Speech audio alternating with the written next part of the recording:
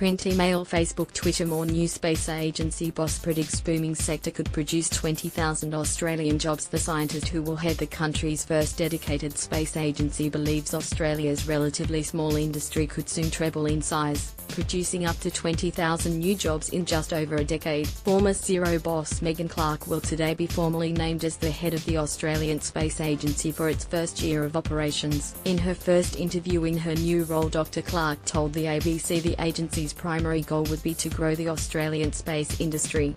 You ask yourself, why are we doing that? And it's really to improve the lives of all Australians, and I think to inspire Australians about what Australia can do in the space industry, Dr. Clark said. Of course, space now is such a critical infrastructure underpinning just about all aspects of our economy.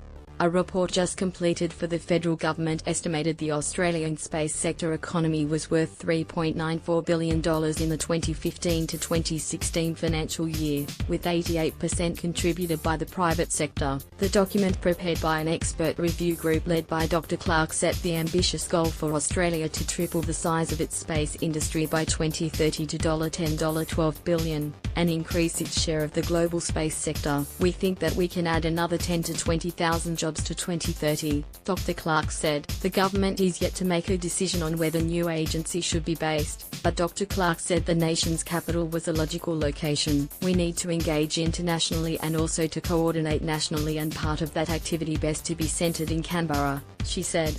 One of the first jobs that the minister has tasked me with is to visit the states and territories and really see how they can put their best foot forward to look at how we might have hubs of the agency in our states and territories.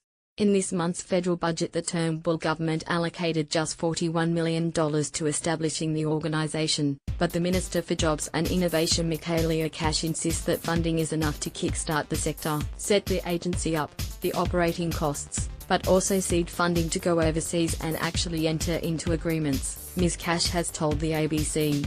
What Megan Clark will be doing within that first 6-month period is providing us with the investment plan, and that is what the government will then look at. So could an Australian soon be heading to the moon? The new space agency boss is not entirely ruling out the idea.